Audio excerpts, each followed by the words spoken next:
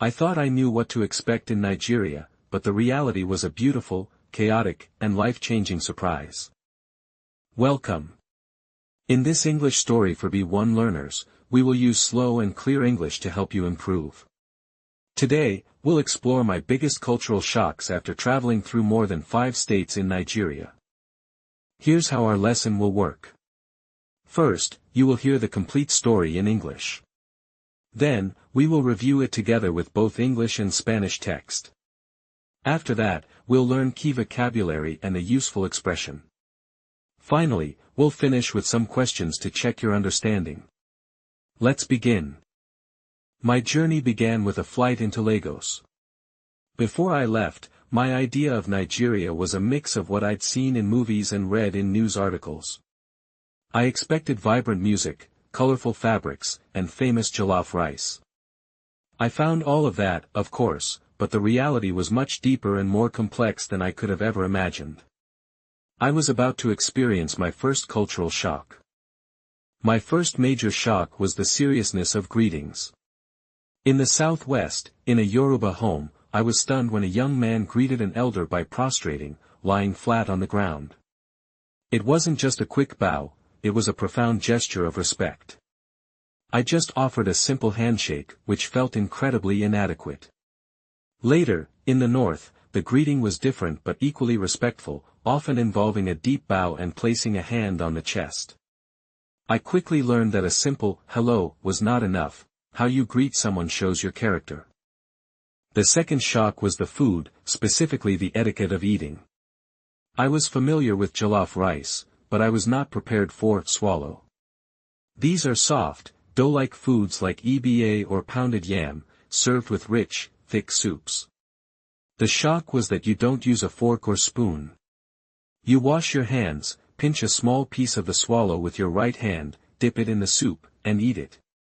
My first attempt was messy. I also discovered that, a little pepper, in Nigeria means, extremely spicy, for me. But after a few tries, I started to get the hang of it, and it became one of my favorite ways to eat. My third shock was language. Nigeria has over 500 local languages. While English is the official language, the true king of communication is Nigerian Pidgin. In the markets of Port Harcourt or on the streets of Benin City, everyone spoke it. It's a creative, expressive, and fast-paced mix of English and local words. At first, I could barely understand a word. It sounded like English, but the rhythm and vocabulary were completely different. I felt like I had to learn a whole new language to truly connect with people. The fourth shock was the concept of time and pace. In Lagos, life moves at an incredible speed. The hustle culture is real, everyone is working, moving, and creating opportunities. The energy is electric. But then, I traveled to a smaller town in Akwa Ibom, and the pace was completely different. Things were slower, more relaxed. People were not in a rush. This contrast between the intense city hustle and the relaxed concept often called African time was fascinating. It taught me that life has different rhythms. My final and most beautiful shock was the deep sense of community. In many Western cultures, we are very individualistic. In Nigeria, the community is everything. A friend's mother is your mother. A neighbor's celebration is your celebration. I was invited into homes by people I had just met and treated not as a guest, but as a long-lost son. This incredible hospitality and the idea that, it takes a village, is not just a saying, it's a way of life. It was a powerful lesson in human connection. Traveling through Nigeria changed my perspective completely. It's a country of immense diversity, from the greetings and food to the languages and pace of life. The cultural shocks I experienced were not negative, they were invitations to see the world differently. They broke down my simple expectations and replaced them with a complex, beautiful, and deeply human reality. My journey began with a flight into Lagos. My idea of Nigeria was a mix of what I'd seen in movies.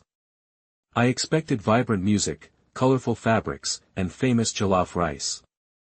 But the reality was much deeper and more complex. I was about to experience my first cultural shock. Mi viaje comenzó con un vuelo a Lagos. Mi idea de Nigeria era una mezcla de lo que había visto en películas. Esperaba música vibrante, telas coloridas y el famoso arroz jollof. Pero la realidad era mucho más profunda y compleja. Estaba a punto de experimentar mi primer choque cultural. My first major shock was the seriousness of greetings. In a Yoruba home, I was stunned when a young man greeted an elder by prostrating. I learned that how you greet someone shows your character. Mi primer gran choque fue la seriedad de los saludos. En un hogar yoruba, me quedé atónito cuando un joven saludó a un anciano postrándose. Aprendí que la forma en que saludas a alguien muestra tu carácter. The second shock was the food etiquette, especially for swallow. You use your right hand to pinch a piece, dip it in soup, and eat it. After a few tries, I started to get the hang of it. El segundo choque fue la etiqueta en la comida, especialmente para el swallow. Usas tu mano derecha para pellizcar un trozo, mojarlo en la sopa y comerlo. Después de unos intentos, empecé a cogerle el truco.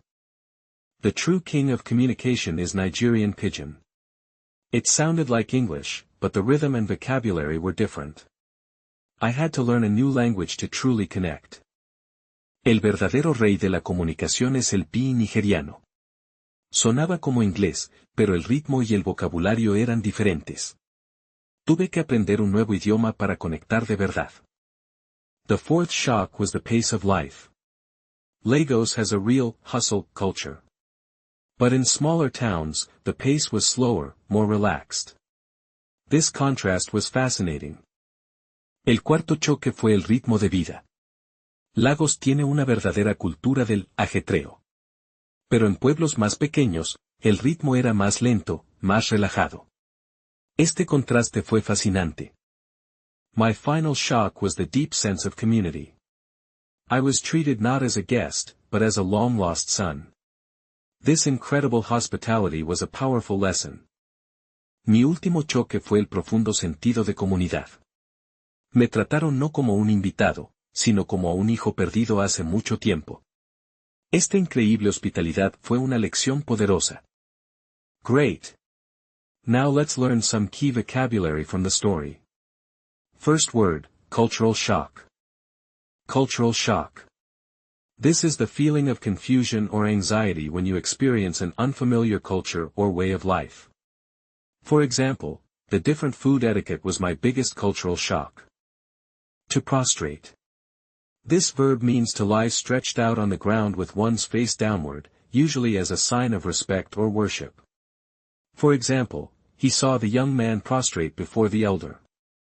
Hustle. As a noun, it means busy activity and hard work. For example, he was amazed by the hustle of Lagos. Hospitality. This noun means the friendly and generous welcoming of guests, visitors, or strangers. For example, Nigerian hospitality is famous around the world. Now for our useful expression of the day, to get the hang of something. To get the hang of something means to learn the skills that are needed to do something. It's an informal way to say you are learning how to do it correctly. In the story, I said, after a few tries, I started to get the hang of it, talking about eating with my hands. You can use it for anything. I'm starting to get the hang of this new software. Now, let's check your understanding. Question 1. What was the first cultural shock the traveler experienced? The first shock was the seriousness of greetings and the different ways people showed respect, like prostrating. Question 2. What is pidgin in the context of the story? Pidgin is a widely spoken language in Nigeria that mixes English with local words and grammar. Question 3. What are the two contrasting paces of life mentioned in the story? The two paces are the fast, hustle, culture of big cities like Lagos, and the slower, more relaxed pace of smaller towns. Q1. What was the first cultural shock? A1. The seriousness of greetings and gestures of respect. P1. ¿Cuál fue el primer choque cultural? R1. La seriedad de los saludos y los gestos de respeto. Q2. What is pidgin? A2, a widely spoken language mixing English with local words. P2, que es el PIN.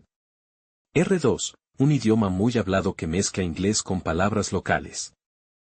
Q3, what are the two contrasting paces of life? A3, the fast hustle of the city and the slower pace of towns. P3, ¿cuáles son los dos ritmos de vida opuestos? R3, el ajetreo rápido de la ciudad y el ritmo más lento de los pueblos. Excellent work today. You have learned new vocabulary and practiced your listening skills with a real story. If you found this lesson helpful, please give it a thumbs up and subscribe to our channel for more English stories. Now, it's your turn to practice. What is the biggest cultural shock you have ever experienced? Tell us about it in the comments below. We love reading your stories. Thank you for watching, and see you in the next lesson.